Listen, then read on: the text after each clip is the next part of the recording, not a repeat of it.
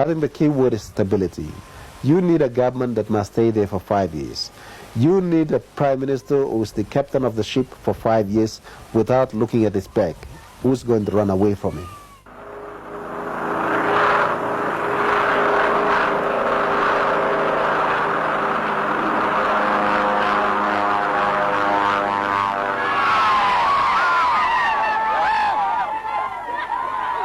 So the Papua New Guinea chapter began on the 16th of September 1975.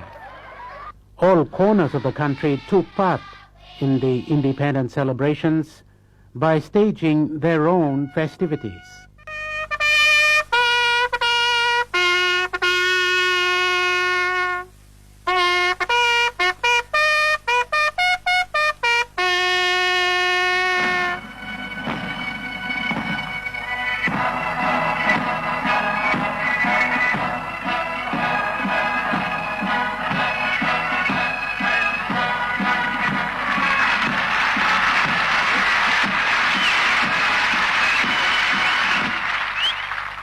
In Port Moresby, the Sir Hubert Murray Stadium became the country's point of all the formalities. The lowering of the Australian flag signaled the end of the colonial era.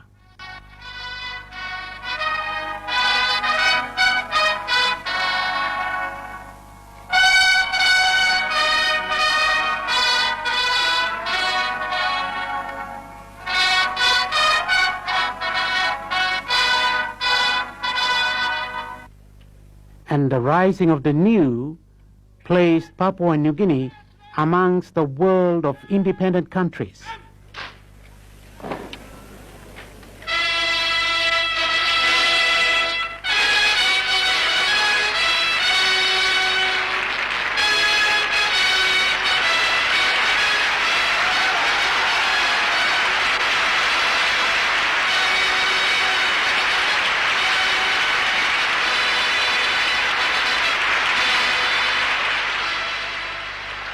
It was an exciting time.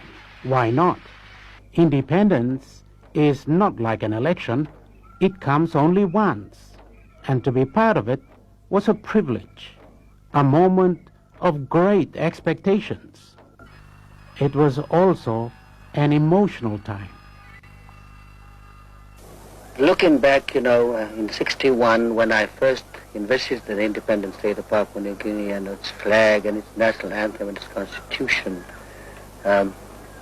when people sort of slammed me and said I was rather communistic-minded, I was rather pinkish or reddish, I was extremely left, that I was a man ahead of my time, I did not dream that I would be able to live through those turmoil days to witness this. A lot of people in this country thought, well, we wouldn't be able to do it.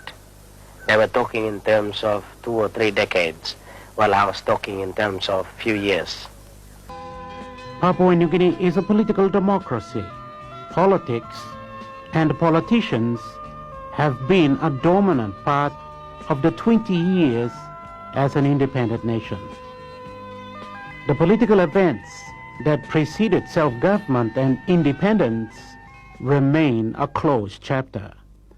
The push for Bougainville to be separate and activities of the Matungan Association in East New Britain have in fact ensured a united Papua New Guinea during independence.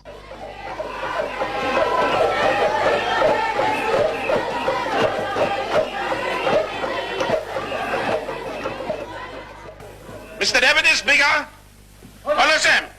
Now, long this time, if you are right in this permission, long walk you go ahead. That's all suppose.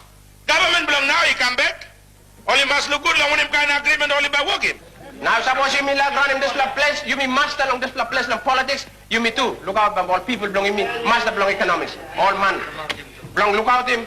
Development belong here, Bombay fitting people belong in me.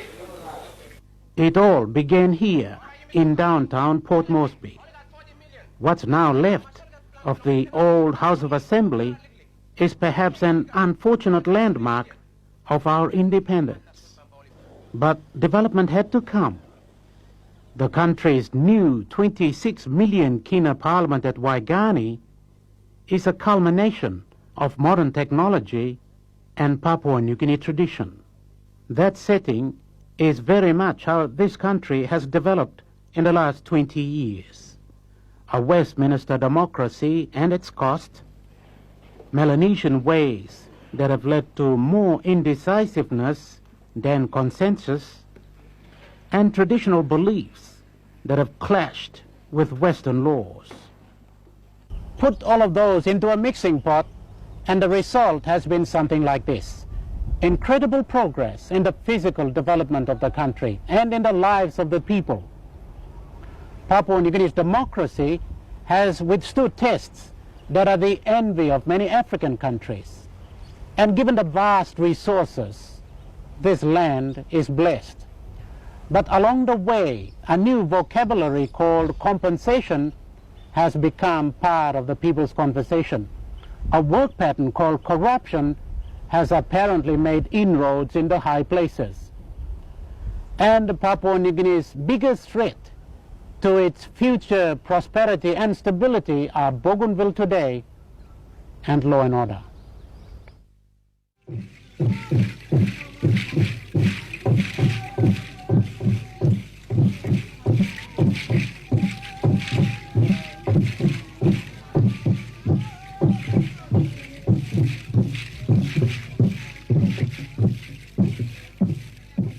This is Coil, one of many islands of the coastline of Wewak. Less than 1,000 people live on the island. This big day is to mark the opening of a new guest house, the first such on the island, built by a couple.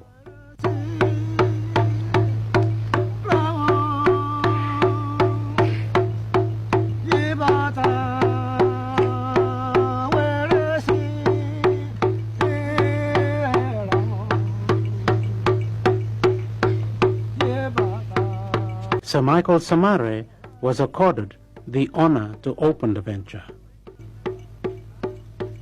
Mika molsem regional member belong Yupla. So now too only talk molsem me were in Nupla at only rausim at long luluai na only give me at long Kukura belong Peles long province.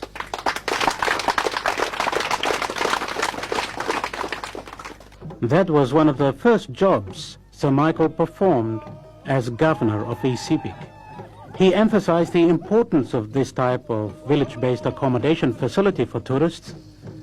Under Sir Michael, tourism is to become a priority and developed as a long-term industry. Sepik only write him long book. All get a book long world finish long tradition and culture belong this la province.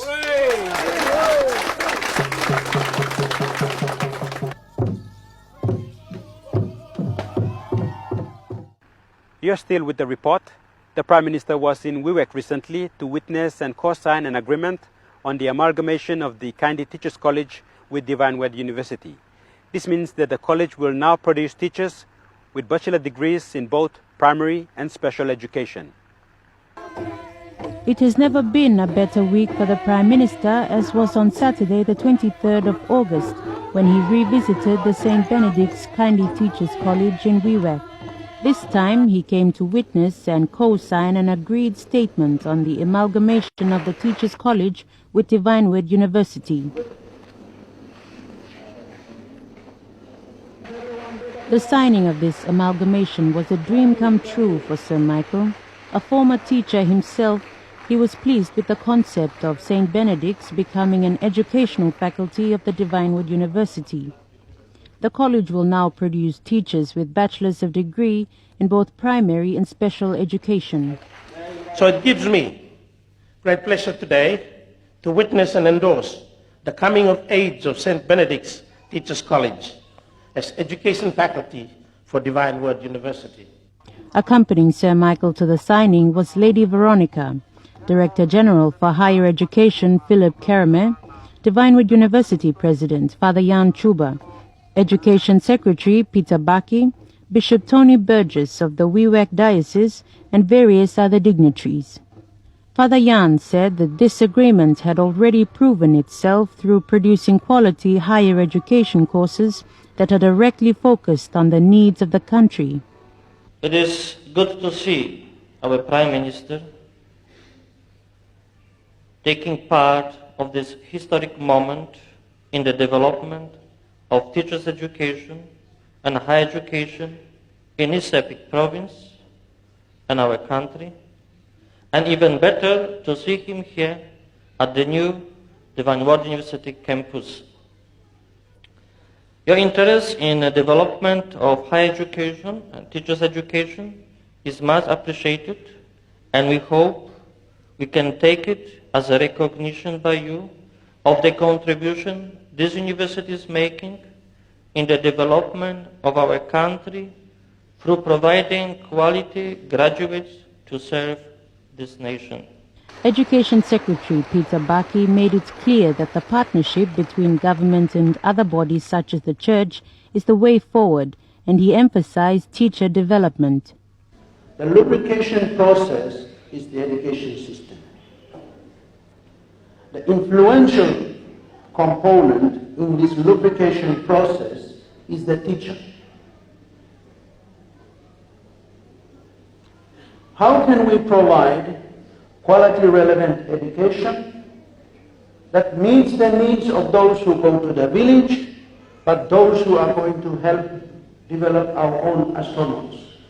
Like many mission institutions in the country, St. Benedict's has its own history. 34 years in the making, the college commenced operations on the 11th of February 1956 under the name St. Xavier, Kunjengini. In 1965, late Bishop of Wewak, Bishop Leo, renamed it St. Benedict's Teachers College, and it was later moved to its current location in Kaindi, in the heart of Wasara. The Saure people are the traditional landowners of which St. Benedict's now stands. As ordinary member for Wewak, Sir Michael has had numerous dialogues with them to ensure that the Saure people benefit from St. Benedict's. Today, as Prime Minister, Sir Michael has agreed to talk to them again, and at least 1/3 of interests promised to them will be delivered for the use of their land. In the meantime, he urged the Wewak community to take pride in the very first university campus in their province. The National Alliance Party, led by Sir Michael, celebrated its first day in office over the weekend. The Prime Minister expressed optimism and assured PNG of the government's commitment to move forward despite current challenges. The Grand Palace inside the RH Hypermart was the venue where the National Alliance Party celebrated 12 months in government on Saturday night. All who were invited were from the corporate organizations as a sign of the government's commitment to public-private partnership. You, a country whose democratic foundation. In his official speech, Sir Michael was reminiscent of the 1960s and early 70s when Papua New Guinea achieved political and constitutional independence. There were those less optimistic about independence and claimed with a sense of misguided certainty that Sir Michael and his party would plunge the country into bloodshed and chaos. At the time of the nation's silver jubilee and slowly moving on to the 28th year of self-governing, Sir Michael was determined to come back and, with the help of his alliances, put a brake on the country's deteriorating situation. This was what Sir Michael wanted, and he was pleased with the slow but sure progress of the NA-led government. The Prime Minister spoke in parables when he explained to the guests what is currently happening. After 12 months in the office, the sea remains rough, but we are piloting the ship to safer waters. We can see the sea getting calmer, the rain slowing down, and the wind weakening. The sun is beginning to shine.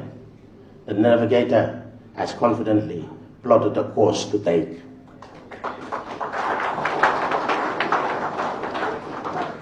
The crew is comprised of seasonal sailors and qualified seamen who are confident in handling their assigned responsibilities and working together as a team to get the ship safely to its destination. The mining industry is expressing unreserved confidence in the country by investing well in new explorations. The fishing industry is increasing its fish money and jobs ashore. The kina is stable and gaining in value. The foreign reserve is healthy. Our roads are slowly being maintained. Confidence is returning. But he reminded them that there was still much work to do before the country's situation stabilizes. The forestry industry is struggling to re-establish itself as a sustainable contributor to PNG's development. He admitted that the cost of living remains high and interest rates and inflation are high. Sir Michael revealed that the only major government-funded project that is off the ground is the Umiet Bridge. Out of 18 political parties in Parliament, 17 of them make up the coalition. The stability that the coalition partners have nurtured over the 12 months was something Sir Michael made mention of. The stage is set for the government to serve its full term in office. Serving a full term in office is a culture that must be instilled into our political system and administrative ways of life. Sir Michael did not hold anything back. Everyone was informed of the government's progress and its future endeavors. For the National Alliance-led government, the first 12 months have been progressive and promising as it looks towards the next year in office. That's all we have in this edition of Report. In the next edition, we'll bring you Tutuman News. Until then, good night.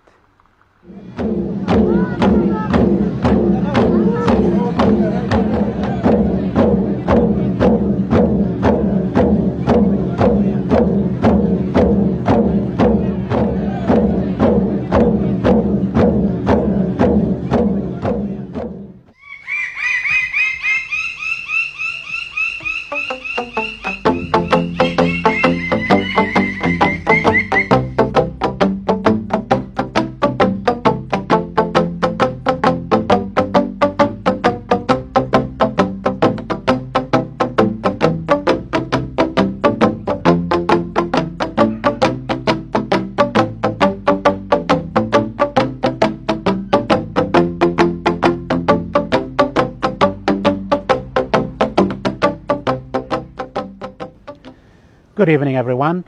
The spirits of this Tambaran house, indeed the spirits of Karau in East Sepik, have made their statements to Sir Michael Somare, one of the longest-serving politicians in Papua New Guinea. His disappointments and triumphs as a leader later in an interview with me in this program. The public are complaining to 109 of us, including myself, Chan, myself, Namaliu and Winti. We've led the country. We've been the leaders of the country. Are we transparent enough? Are we showing people that we are genuine? Are we giving the direction that the people should follow our examples? The current, and has been for the last 33 years, Sir Michael Somare, the regional member for East Sepik in the National Parliament. The name Somare is synonymous with the Sepik people. It is synonymous in PNG politics before, during, and after independence. We have talked about this day, we have planned for it, worked for it, and looked forward to it. I know that every man, woman, and child of our new nation shares this moment of pride and happiness with one heart to join in celebrating our independence.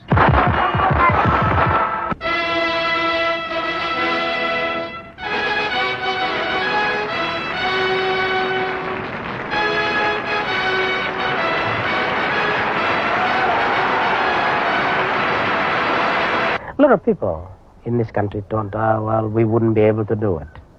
They were talking in terms of 2 or 3 decades, while I was talking in terms of few years.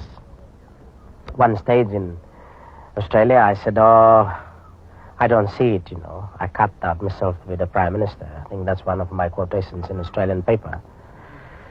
I never thought, you know, by forming the first political party that we would be able to see it through.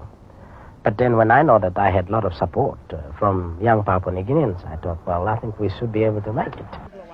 Sir Michael is one of the most respected leaders in the South Pacific. He emerged to the PNG political helm at the time of Ratu Sir Kamesa Samara of Fiji, Gough Whitlam of Australia, Robert Muldoon of New Zealand, and at a much later time, Father Walter Linney of Vanuatu and Solomon Mamaloni of the Solomon Islands. Many call him the Chief, a phrase of respect and high placing in society. Others call him the Father of the Nation. Sir Michael was the Chief Minister before independence and the first Prime Minister after. During his lifelong political career, he held a number of other positions, among them Foreign Affairs, Opposition Leader, and Governor of East Sepik. Yes, he's been a backbencher on both sides of the House too. More has been documented about Sir Michael before and after independence. Papua New Guinea, time he come up, time all money talk, Papua New Guinea not making something. Pangu party is showing all same Papua New Guinea people, he got survey, he got strong. People are manantap, he giving one kind survey, all the same man, he got nervous skill. Papua New Guinea people today running country, long public service, long private sector. Before you know got plenty Papua New Guinea man running all PMV. Before you know got plenty Papua New Guinea man, he gets some development bank loan. Before you know got plenty man on Papua New Guinea, he got all kind business. Because Pangu, he thought business from this black country. He must be the one blow all people from this black country. We've achieved certain things, but we haven't achieved everything. And now fighting this election, I'd like to be able to go back and make sure that some things that we promise people, we'd like to be able to implement our promises that we've made to the nation and to the people of this country. Yeah, very close, huh? That's the gap. I thought we've been close. Yeah, we've been this close together. Yeah. What? Do you want us to kiss each other too? Well, I mean, that might be a good picture. Thank you, Sir Michael, for talking to us. 25 years on, and you've been associated with it all the way through. How do you feel on this day? Well, I think we have come a long way. We've come a long way after 25 years. Come a long way in terms of what has happened in the country. We've made a very good progress in a very short space of time. I think what we've also tried to do is try to put 100 years of development into 25 years. But we still have a lot of mistakes to go yet. Mistakes? We've made many mistakes? We've made many mistakes, but I think we've learned from those mistakes and we've tried to, and we still have a very thriving democracy. That's something which is very important. Threatened though, over time? Threatened from time to time, but I think Sunline, yes. But I think from time to time it has been excellent rapport. You look at the experience in the Asia-Pacific region, you look at the African experience, Papua New Guinea has thrived very well after 25 years, and I'm very proud of the fact that we've done well. Lessons to be learned from Fiji, Solomon Islands? Yes, I think there are a lot of lessons to be learned about, their type of development and what they're doing and so on and so forth. But to maintain democracy and to be able to put our heads up and continue on as a thriving nation, we have done extremely well. What about economics in Papua New Guinea? How have we done? Well, we've done fairly well. I think the economic management has not been as good as we expected. But in terms of how we have thrived, you go around PNG, nobody is living in poverty. Yes, you probably see the side of poverty, people like the publicized Port Moresby, Mount Hagen, Wewak and other places. But you go back to the roots in the villages, you find that the people still survive. They're cushioned though by the normal village setting, not so much the Western economics. Yes, that's right, yeah. Well, for the villager, yes, so much of a village setting. But for economic management, as you said, economically, the country has done very well. We have, yes, we've had problems for the last 3 years, but that was expected. The rest of the world have faced the same difficulty. We have really not have had a starvation like what you see in lots of developing countries who have been independent for a long time. They've gone back to poverty, and poverty is very high in their places, whereas in Papua New Guinea, I'm very proud of the fact that last week I was in Rabaul, and everywhere you go, it's one Australian said that, oh, you land in the jungle of coconut. Do they come up naturally? And a nephew of mine answered and he said, no, they were planted by the Germans and they made people to work, and that's how this is how far we've come. Yeah. What about East Sepik province? You have represented this province in all of your political life. Are you content? Well, I think what we've done is I'm quite happy with how we've done, how we've fared with the other provinces. But I'm not happy that, some of our infrastructure development, we've spent a lot of money in this province. No one in CIPIC should say that the national government has not put a lot of money into this province. It is, again, the management. Yes. We don't have good management team in the province. If we are arriving in Wewak today and you travel around Wewak and you go up to Heartbreak and Ambunti and Drekike and Angoram, these places, people will say to you, look at our roads, Somari, look at our roads, Arthur, look at our roads, Bernard, look at our roads, two Bernards and two Somares, and Peterloos, what have you done? Yes, we have the money, but the management team is not right, and we've had a history of Australian government giving us support as well. We've had a very good support from the Australian government, but each time the money is allocated to us, been withdrawn again for reasons only known to the Department of Works and Works Management in town and the administration as a whole. 33 years in politics, and after 25 years, Papua New Guinea being an independent country, what becomes of the chief? Well, I think I've been thinking a lot about this. I don't know whether I should now call it a quit, or I feel myself personally that I can make a contribution. Put in the right place, in the right area, I think I can make a contribution. Would you like to be Prime Minister again? That is not a question that I would entertain. But depending on the elections, and if my party happen to gain the majority, of course I'll have a go. And I said, I wish a human being can change like snakes and others do, because a lot of things that we've made mistakes, and I'd like to be able to either sit up front or sit next to someone and say, look, we've made mistakes in those areas. Why don't we improve ourselves now? Let's look at 50th anniversary as a different perspective. 30th anniversary should be completely different from now.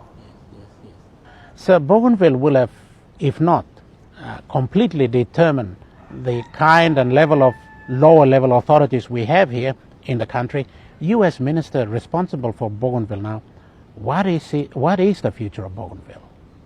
Well, from the last week's meeting that we had, and the last week's meeting is an indication of what we can do.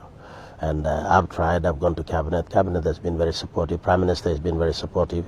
His statement in Parliament is very supportive of the move that I'm taking. And after 25 years, we've always had a struggle. Give him an opportunity, give him autonomous government in the area and see how they perform. And likewise, it goes to other provinces too. Idea of having a referendum is not to say that referendum for independence. Parliament can still legislate, and Parliament still has the final powers. And you have to set a majority that votes in Parliament to grant an autonomous, or not particularly autonomous, but independence for any of the provinces who want to follow suit. But at the moment, I think Bougainvilleans are quite satisfied with. Yes, I put in the agreement that they would also be looking at the possibility of future political status. A referendum can decide that, but referendum. I want people of Papua New Guinea to know that when referendum is conducted, it's not just conducted to grant Parliament as a final veto to everything in this country. And we have a constitution which safeguards the provinces, protects the human rights, protects the individual rights, association of press and everything else. And we have a constitution. We have one of the constitutions which a real good safeguard for anything that can go haywire. Yes. So thank you very much for talking to us.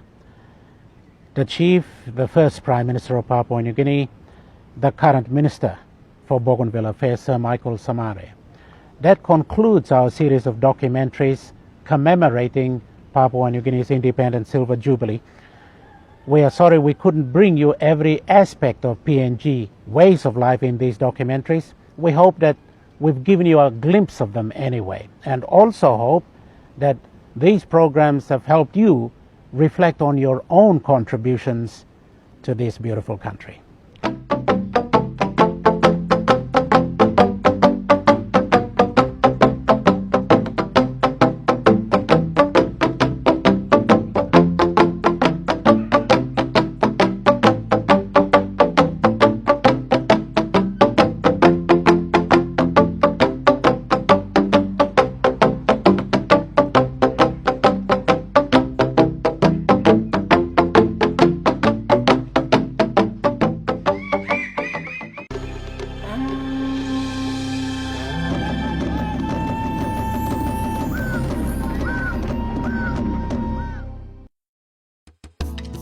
The National Statistical Office wishes to inform the general public throughout Papua New Guinea that structural listing for the 2021 national population and housing